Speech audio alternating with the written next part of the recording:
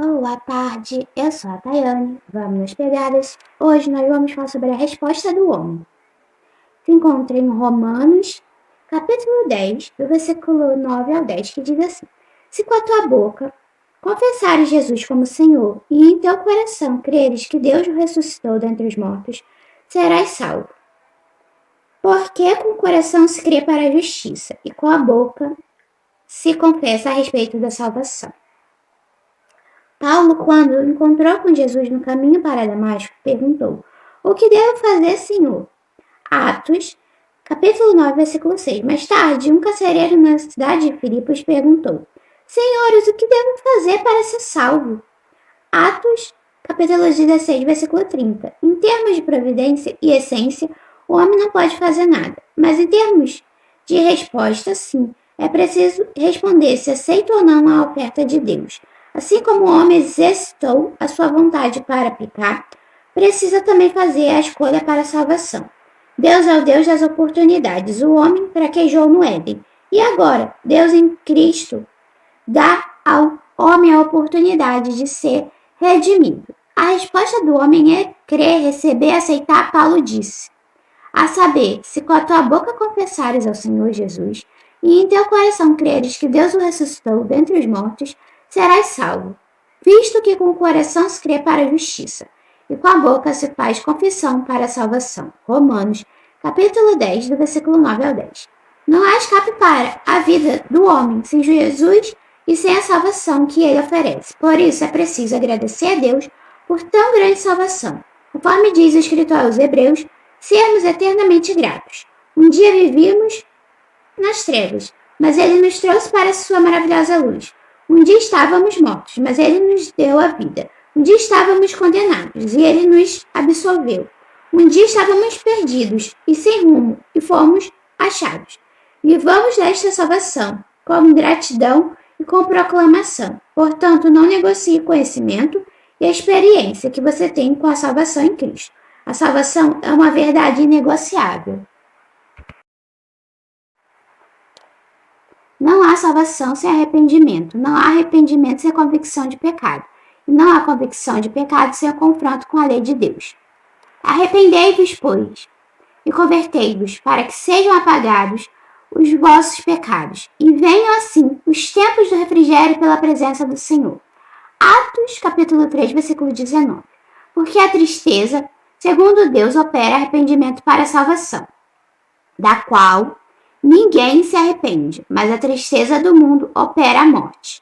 2 Coríntios, capítulo 7, versículo 10. Mas Deus, não tendo em conta os tempos da ignorância, anuncia agora a todos os homens e em todo lugar que se arrependam. Atos, capítulo 17, do versículo 29 ao 30. E ouvindo estas coisas, apaziguaram-se e glorificaram a Deus, dizendo: na verdade, até aos gentios deu Deus o arrependimento para a vida. Atos, capítulo 11, versículo 18. Se o próprio Senhor Jesus ordenou que o arrependimento fosse pregado a todas as nações, Lucas, capítulo 24, versículo 47, por que será que a palavra arrependimento aparece tão raramente no discurso evangelístico moderno? Estamos omitindo palavras que podem ofender, tais como arrependimento e inferno, para fazer com que a mensagem seja mais aceitável. Ou será que nós mesmos estamos nos tornando aceitáveis para um mundo que odeia Deus? Porque a palavra da cruz é loucura para os que perecem. Primeira carta aos Coríntios, capítulo 1, versículo 18a. A mensagem de Jesus morreu por você só surte o efeito de abraçar o homem com a esperança de salvação, no caso de ele já estar arrependido, ou seja, de ele já possuir uma noção viva de sua pecaminosidade diante de um Deus santo. Mas essa não é a situação da maioria das pessoas, que se veem como pessoas justas e merecedoras do céu. O que o homem diz? Eu sou bom. O que a Bíblia diz do homem? Não há ninguém justo ou bom. Salmos, capítulo 14, do versículo 1 ao 3. Salmos, capítulo 14, do versículo 1 ao 3, diz assim: Diz o insensato no seu coração, não há Deus. Corrompem-se e praticam abominação. Já não há quem faça o bem. Do céu, ó Deus Senhor, para os filhos dos homens, para ver se há quem entenda, se há quem busque a Deus. Todos se extraviaram e juntamente se corromperam. Não há quem faça o bem, não há nem um sequer. Romanos, capítulo 3, versículo 23, diz assim: Pois todos pecaram e carecem da glória de Deus. Isaías 64, versículo 6 diz assim: Mas todos nós somos como um mundo, e todas as nossas justiças como trapo da imundícia. Todos nós murchamos como a folha, e as nossas iniquidades como um vento nos arrebatam. Todo homem sabe que tem pecado, mas nem todos estão convictos da culpa e do mal causado pelo pecado. Contudo, sem isso, o homem não pode perceber o método de salvação do Evangelho.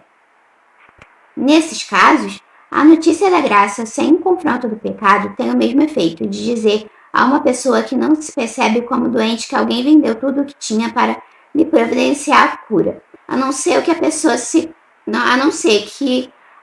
convença de que está mortalmente doente. Achará tal sacrifício uma loucura e ainda por cima ficará ofendida pela alegação de que está doente, sendo que ela pensa que não está. Se mostrarmos a essa pessoa os sintomas de sua doença e ela tiver a nítida convicção de que está morrendo, então a notícia de que alguém a amou tanto que lhe providenciou a única cura possível não será mais uma tolice, nem uma ofensa, será, enfim, uma boa notícia. Somente quando um pecador consegue se enxergar sobre perspectiva e, enfim, percebe seu estado de decaimento moral e afastamento de Deus, é que terá condições de se quebrantar em arrependimento, a ponto de dizer: pequei contra o céu e perante ti, já não sou digno de ser chamado teu filho. Lucas, capítulo 15, versículo 18. Esse é um exemplo bíblico de um verdadeiro arrependimento. Então a mensagem do Evangelho não será loucura, nem ofensa, mas será o poder de Deus para a salvação de todo aquele que crê. Primeira carta aos Coríntios, capítulo 1, do versículo 16 ao 18.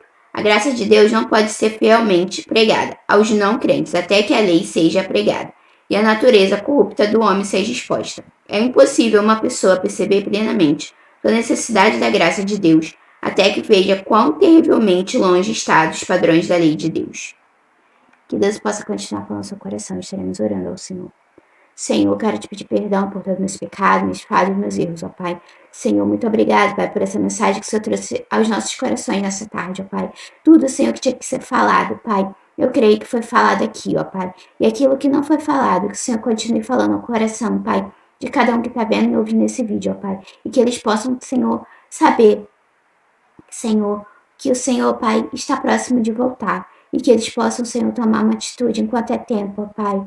Senhor, que possamos, Pai, te adorar em espírito e em verdade todos os dias das nossas vidas, até a sua volta, ó Pai. Senhor, é isso que eu te peço, Pai, e já te agradeço, em vitória em Cristo Jesus, que vive e que reina para todos sempre. Amém, amém. Fique com Deus, até a próxima com mais um vídeo no canal. Tchau!